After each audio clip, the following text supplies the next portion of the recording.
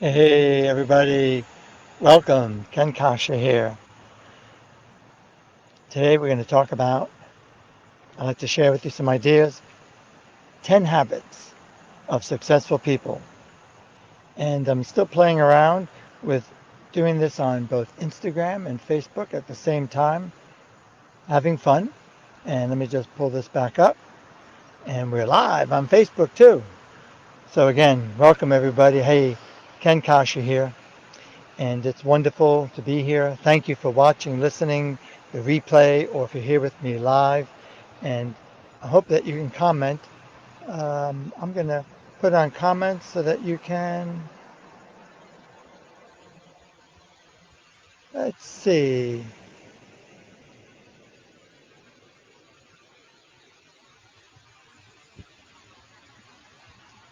All right, I hope so, that this worked out good. Anyway, so the topic, 10 habits of highly effective people, successful people. So one of my favorite daily publications is called The Optimist Daily. If you haven't heard it, you want to subscribe. And they really post some really cool information every day, 5 days a week, about what's going on in the world that encourages us, inspires us. Sometimes on personal development, spiritual development, and often it's about technological, medical breakthroughs, innovative ideas, some really cool people, organizations that are helping. So one of their recent publications featured an article that they were inspired by from the Chopra Center on habits of successful people. We could call it 10 habits of highly effective people. It's really not a new topic, isn't it? There's been so much research, so much evidence, so much discussion about this over so many decades. So I'm going to spend a little bit more time. I'm going to make 10 points, and I'll spend a little bit more time with some of the points more so than others.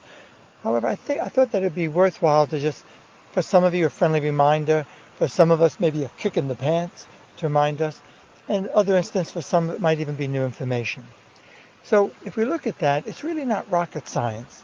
It's really, although there's a lot of evidence, there's a lot of research, both biologically, neurologically, and also psychologically, some of these principles are even just common sense. And just because it's common sense doesn't mean that you're actually doing it. So again, we do my best to be brief and just, you can further research this, go deep as you like. First habit of highly effective people would be, are you ready for this, baby? Sleep. I see on Instagram it seems to be reversed, and Facebook Live it's okay. Either way, sleep. Meaning, get a good quality sleep every day, every night. Here in the United States, I make my home in Connecticut. Those of you who know me, I'm the training director internationally for the Silva Method. I've been doing this work since I was 19, since 1971. Such a blessing, it's really a mission of helping people to realize their authentic self, to live I don't want to say their dreams as much, but their authentic self by maximizing human potential. So I have to say, traveling the world, especially in the western part of the world, sleep is the one thing that's the first thing to go. People, before the pandemic and COVID, people would go into work early and leave late, gone are the days of 9 to 5, especially if you aspire to rise up the ladder, so to speak. People bring work home, and we keep cutting what? Sleep out. So I'm just going to simply say is this is not an opinion. I've been following the work of Dr. William Demont since 1970s. I haven't followed him lately. I'm not even sure if he's still alive. But at the time I was following his work, he was the director of the National Sleep Foundation, doing tons of research. And even today, current research continues to tell us that in order to live a healthy, vibrant life, in order to maintain our sanity, in order to not let the stressors and all the challenges that go with life get the best of us, in order to prosper and thrive and make better decisions. Here I'm going with this. In order to have more meaningful relationships, in order to be at our best, we've got to get what? Guess, how many hours? And I don't mean to sound like your mother. minimum 7 to 9 hours of sleep depending. I would say 7.5 because sleep and dream cycles, typically natural, normal, rhythmic, healthy sleep and dream cycles are about 90 minutes long. So 5 of them would be 7.5 hours. It is necessary. And the sleep cycles include very light sleep, typical of alpha and dreaming, to slow wave sleep, typical of delta, where we rejuvenate and reconnect. All of it's important in balance. If we're using drugs to get to sleep at night, very common, we're what should I call it, pharmacologically optimistic. We've got a pill for everything. And I'm not going to knock it, just going to say, if you can do it naturally, that is your absolute best, safest, healthiest bet. Any sleep medication should be very, very temporary. Why? Drugs, medication, alcohol in excess interfere with the rhythmic cycles of sleep. So we don't. Even distress, if we're overwhelmed and the stress hormones become excessive in the body, we wake up all during the night and we don't get a good quality of sleep. So it's important, it's essential. This is one of the first skills we teach in the Silva Method immersion of life and intuition system. And it's interesting how many people have trouble getting to sleep or staying asleep, let alone 7.5 to 9 hours. What are you, crazy, Ken? Hey, for those of you joining, welcome. I'm going to say hello later. So it's very important, my friends. That's why we teach sleep strategies in the Silva Method. That's why we teach all these tools to help you get normal, natural sleep naturally, using the powers of your own mind. That's really what self-mind control is all about, what we used to be called. So couldn't say enough about that one, guys. Please, important. Second thing is, I hear a lot of this coming up with influencers and thought leaders, and even medically, about early to bed. Just like Mom used to say, early to bed and early to bed, early to rise. Well, apparently, if we go to sleep 10 o'clock, 10 p.m. where in your time zone, maybe 11 the latest, that seems to work best for the way our circadian rhythms work, the way our sleep cycles work. And if we're getting up early, so if we're going to bed 10, 9:30, 10, and getting up 5 o'clock or so, in the morning, that tends to be a prime time for our energy, for our thought, for our cognitive functioning. And by the way, by nature, I like to stay up late and sleep in. So this is a tough one for me. Can you relate? But I've noticed I started having children in 1981, I started learning the hard way. No matter what, they're going to be up early. So I've got to be good for them. I've got to be on top of it so I can be patient. And I was basically, I don't want to say forced, but encouraged strongly to get to sleep early and get up early. With that, you get more done. During the summer, I go for my walk. I do my workout early in the morning before it gets too bloody hot. So this is a pretty cool one. Third habit of successful people is considered to be, and you've heard again this before, would be to have balanced what? Eating. Now, hold on to your hats. Everybody has an opinion of what you should eat, what we should eat. Even the U.S. government, the FDA, and the people who take care of what we should eat have been updating this. So I'm just going to say balanced eating. Find a nutritionist. Find a naturopathic physician whom you resonate with. And, and not to be strict, because if you can't live with it, you're not going to keep up with it. And that's why people don't keep up with their diets. They never work, never will work. I spent 15 years working in the field of helping people to manage their weight, using visualization skills, using things we teach in the Silva Method. In fact, it's one of our fortes. So I can say, if we're eating a lot of sugar, sweets, a lot of refined carbohydrates, a lot of beverages like soda, oh my God, that's loaded with sugar, that's going to throw your body out of balance. That's going to interfere with sleep cycles. That's going to interfere with your thinking. That's going to cause extreme sugar highs and spikes, which will cause then too much insulin, which is why we crash and burn. Have you ever noticed? What we call comfort foods? When we're stressed, we tend to go for the comfort foods, pasta, breads. And then if we gorge on that, we need a nap. So after Thanksgiving, so often people are napping, not because so much that they need the nap, sometimes they do, but because what? They ate too many refined carbohydrates that cause that sugar spike. So we need plenty of fresh vegetables, plenty of fresh fruit, plenty of water, plenty of green and red vegetables and so on. Some of you may be vegetarian, some of you may minimize it.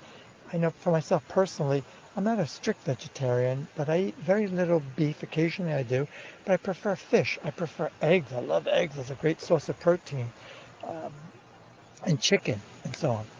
I actually follow a, a plan that I studied from Edgar Cayce, of all people. He wrote a book when he was alive called An Edgar Cayce on Health and Diet.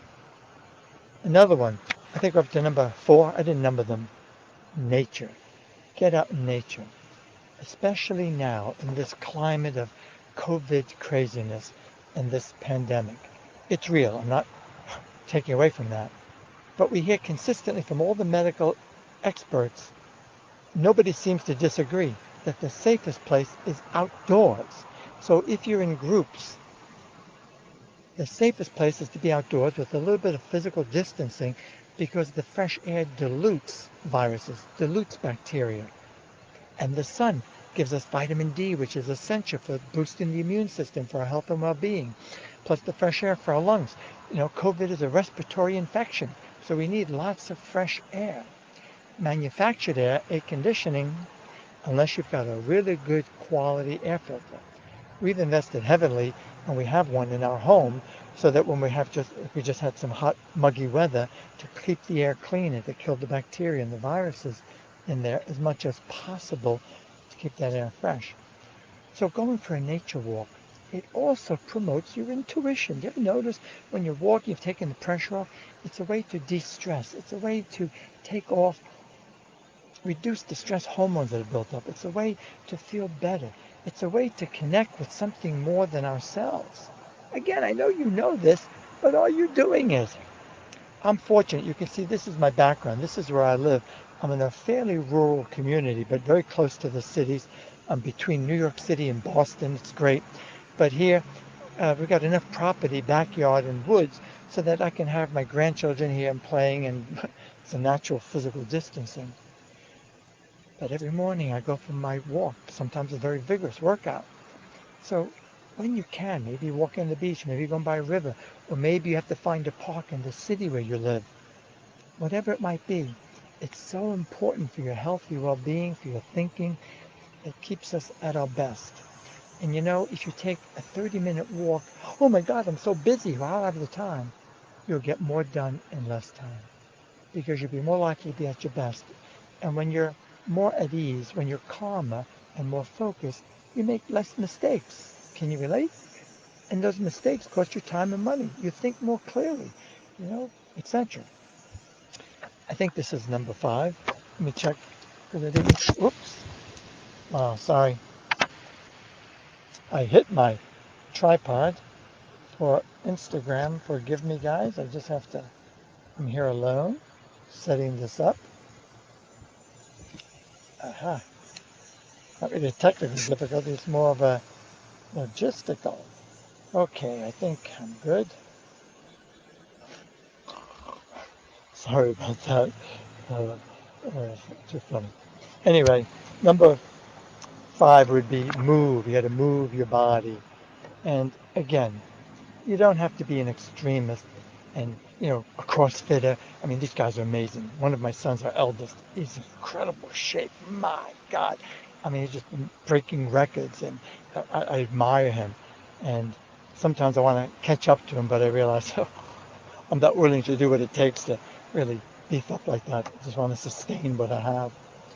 But moving, it could be stretching. It could be some yoga moves. It could be just some good stretching. It could be just walking gently, swimming, riding your bicycle, dancing, having some fun. Put on the music. If you have nobody to dance with, put on the music and dance in front of a mirror and just blast.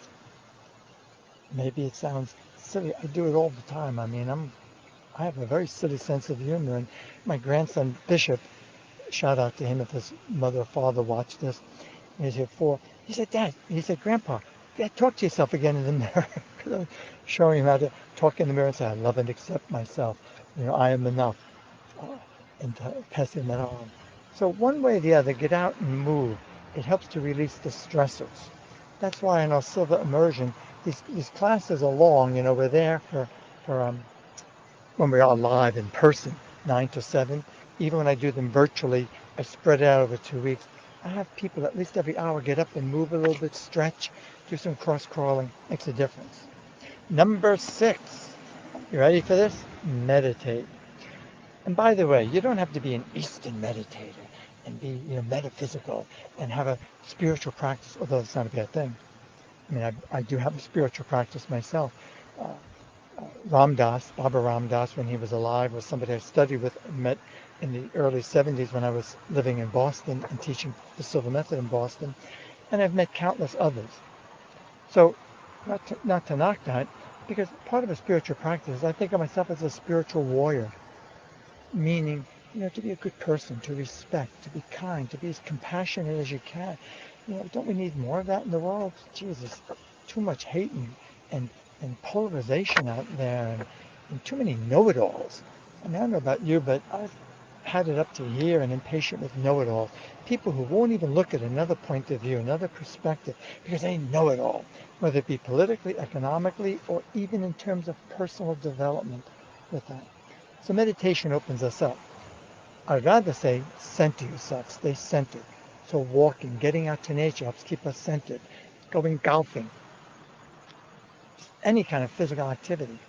But meditation on one level can be quieting our mind and body just to relax, to allow the stress enzymes to reduce. So you want to incorporate breathing, breath exercises, slow, deep belly breathing, very important because it helps reduce the stress hormones in the body. It helps to produce more dopamine and serotonin, which helps us to feel good. It helps us to get centered so we think more clearly. It also, especially now, boosts your immune system. And the fact remains, my friends, all the research since I've been studying in this field in 71, biologically and now even neurologically, people who regularly meditate are able to, without drugs, without meds, sleep normally and naturally, keep their blood sugar stable, keep cholesterol, blood pressure stable, again, without drugs, and they don't age prematurely. Biologically, they are younger than they are chronologically. And that's, again, not my opinion. That's all the evidence is there. So there's a lot of benefits, but you'll also find it awakens you to your intuition. It awakens you to your authentic self.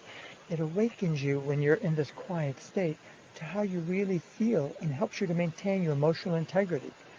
The biggest danger in life is to repress our feelings, to not have creative outlets. I'm not talking about dumping on people.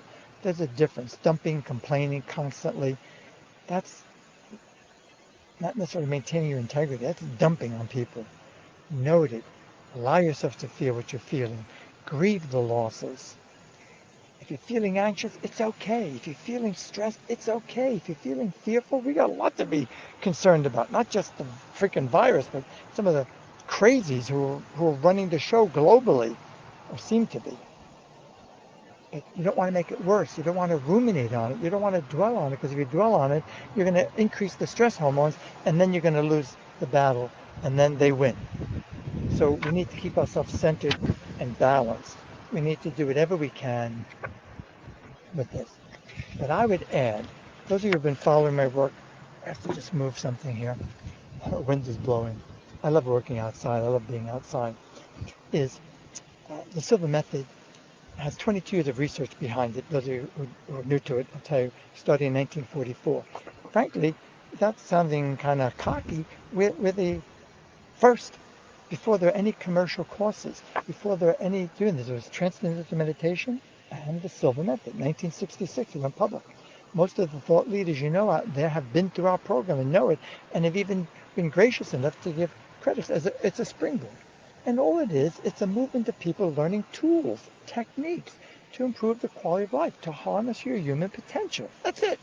A mission, though, kind of a philosophy, if you will, that I certainly subscribe to, and what keeps me going is to help humanity to evolve to somehow, some way, even just a little bit of time, help make this a better world to live in for those who follow, for our loved ones.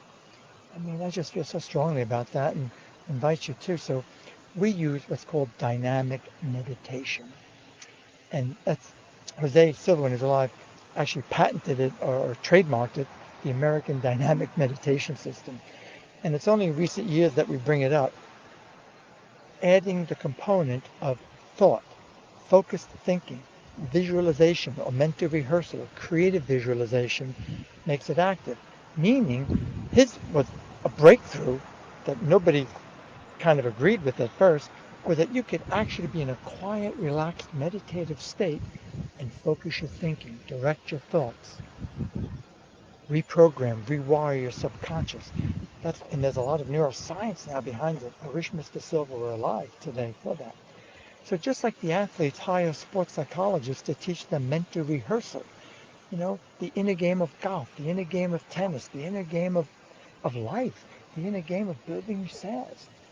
And I hear this all the time from real estate people, from salespeople, from people working in their relationships, that on a daily basis you want to visualize, especially now, to create hope, your vision of your life, your future life, what you want in the days, weeks, months, and years to come, what you intend to create somehow, some way.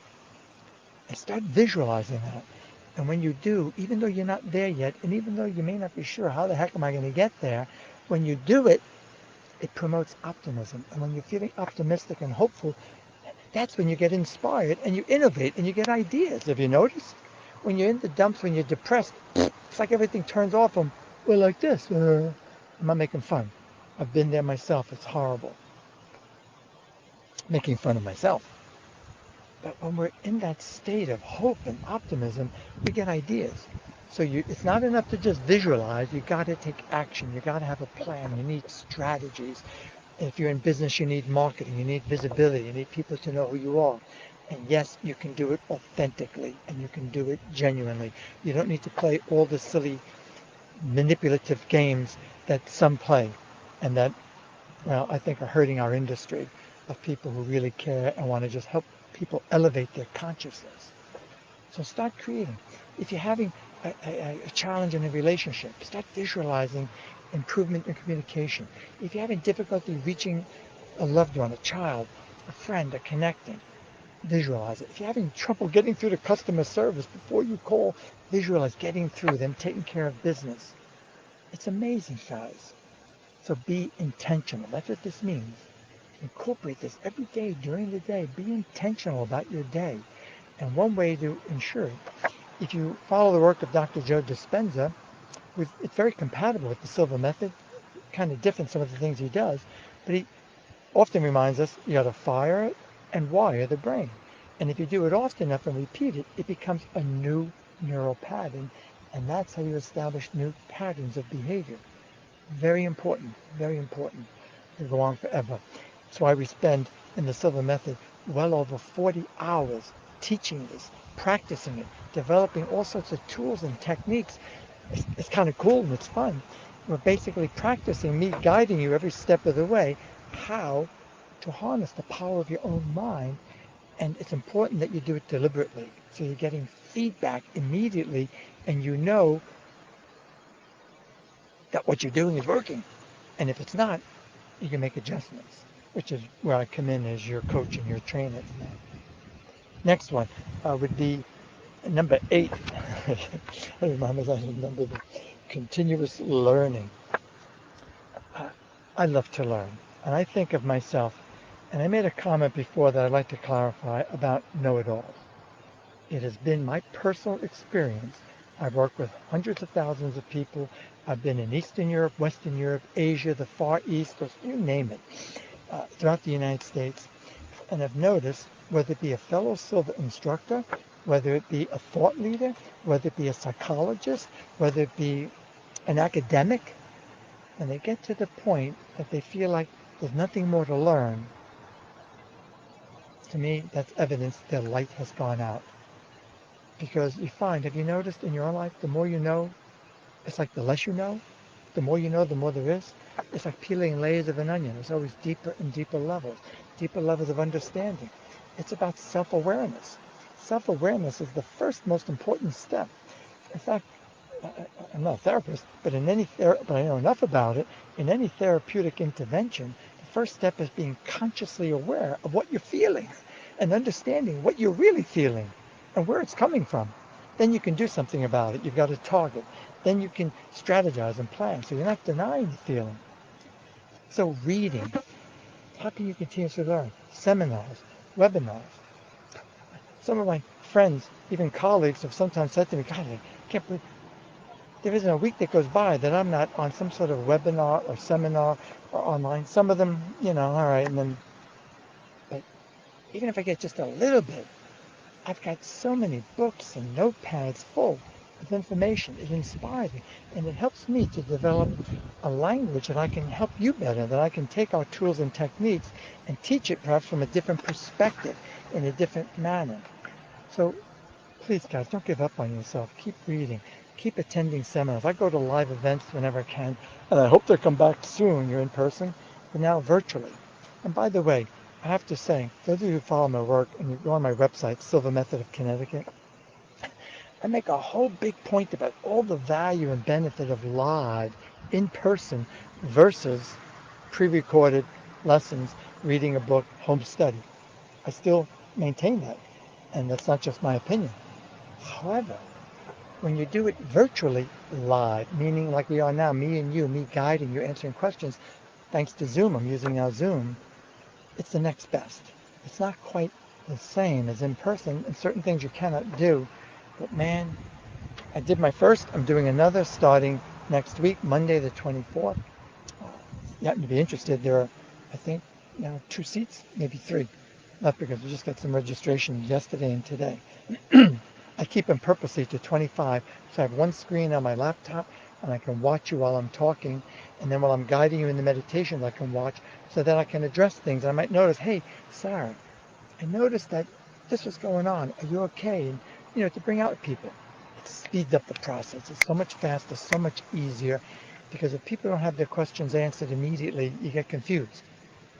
So deliberately learn. Make sure you have some sort of feedback mechanism on what you're learning, so that you know you're on the right track and it's helping you. Number 9 would be meaningful, cultivate, develop meaningful relationships. I know we've heard this, so many thought leaders, influencers, things we read, attend, remind us that, how is it said? We become just like the 5 people we spend most of our time with. Have you noticed how couples who've been with each other a long time, how often they anticipate each other's words, they anticipate each other's comments, they start looking alike?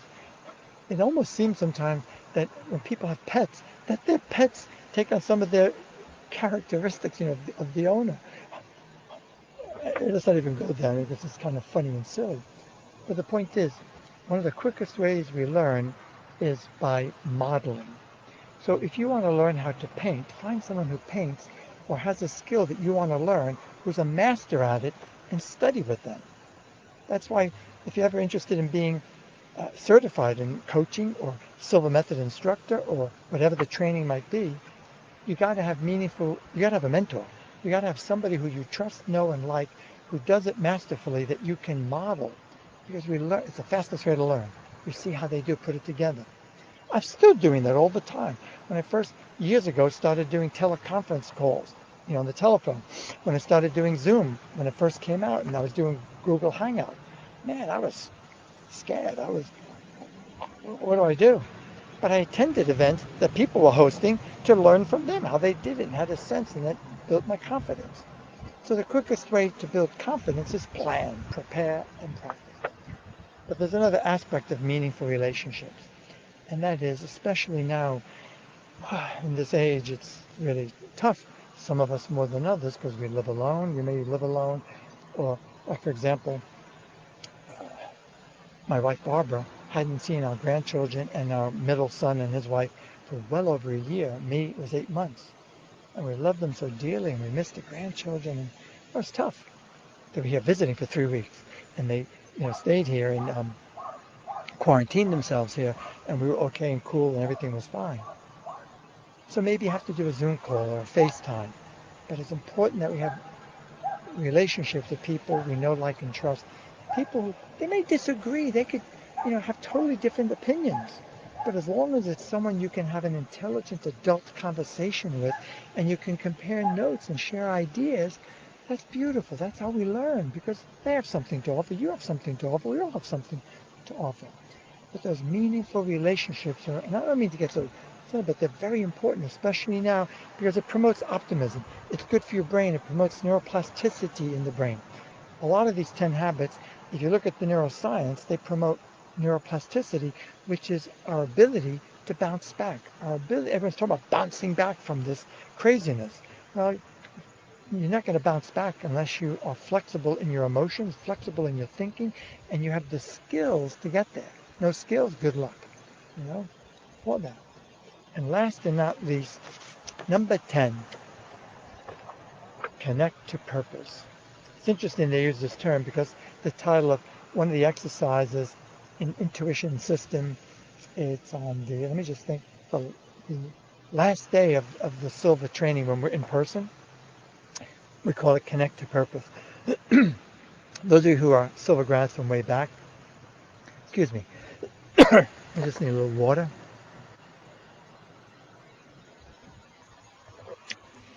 Thank you for excusing me. But anyway, to go back to that, way back when I first started, Mr. Silva, it's originally a 4-day training and it's called the Basic Lecture Series. Always has been 4 days, not 2 days, although we've experimented with 2 days. Looking back, that was a big mistake. 2 days. But experienced instructors can make it work. 3 days, 4 plus 1, Silva program, 4 days training. That's how I was taught by Mr. Silva himself. I was mentored by him. I had the privilege of working in New England, the people who put the Silva Method on the planet, and work with the best of the best. The ideal is when you can do 4 days in a row in person, almost like a retreat. That's why virtually I do it over 2 weeks, 4 days, 4.5 hours a day. Then the next week, 4.5 hours a day for 4 days, obviously with pauses in there. But anyway, 2007, under the brilliant guidance, the family got together, the Silva family. It's a family-owned organization. And they asked Laura Silva, who had since left, when she came in the early 80s, I was one of the guys she followed to mentor her, and there were a number of people. And then she left for a while, but then, bless her, she came back late 2006 and worked with Mind Valley. And we took the basic series, made a few shifts, movement of some of the tools and techniques, where they were placed, but respected completely the proprietary process. I want you to know this historically because there's a lot of myths about it and misinformation, especially with the old timers way back. So I, for one, have always been honoring Mr. Silva's proprietary process. We stay with that. We stay with the research, how many meditations, practicing. We just were able to move some things combined and added in some relevance to make it more relevant to the present. And one of them is using intuition to connect consciously, to awaken from within your mission, your purpose, to be on purpose, to have more purposeful living, to keep your soul, so to speak, at work. I mean, more and more people, I'm thrilled to see this. How many people nowadays, young people, are looking to have meaningful work? That's what we mean, to make a contribution, to make a difference, to do something to help people in the community, to help us to advance, to progress, to get out of the old worn-out patterns that are not sustainable. There are too many of them economically and politically. They're not sustainable. There are too many in the education system, and that's where innovation comes in, I'm hoping for.